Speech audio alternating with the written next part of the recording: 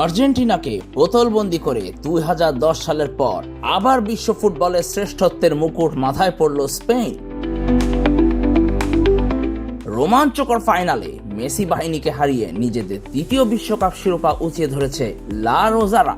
ম্যাচের 106 মিনিটে নিকো উইলিয়ামসের চমৎকার বাড়ানো বল ধরে গোলকিপারকে পরাস্ত করে স্পেনকে ঐতিহাসিক এই জয় এনে দেন বদলি খেলোয়াড় ফেররান তোরেস।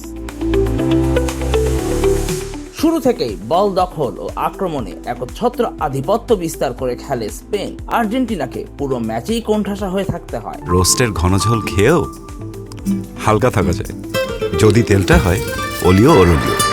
হেলদি লাইফস্টাইলে সব হবে অলিও ওরলিওতে।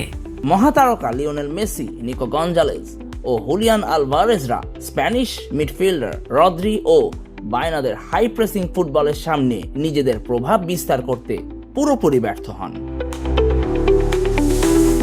1966 সালের পর প্রথম দল হিসেবে বিশ্বকাপ ফাইনালে ম্যাচের প্রথম 70 মিনিট প্রতিপক্ষের গোল অভিমুখে কোনো শটই রাখতে পারেনি আর্জেন্টিনা।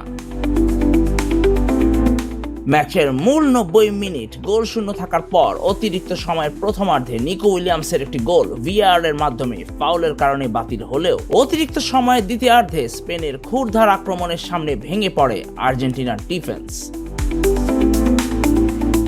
এনজো ফার্নান্দেজের লাল কার্ড এবং একাধিক ফুটবলারের ইনজুরি ও ফাউলের ধাক্কা সামলে ঘুরে দাঁড়াতে পারেনি স্কালোনির শিষ্যরা। শেষ পর্যন্ত তোরেসের একমাত্র চোখ ধাঁধানো লক্ষ্য ভেদেই বিশ্বজয়ের উন্মাদনায় মাতে স্পেন।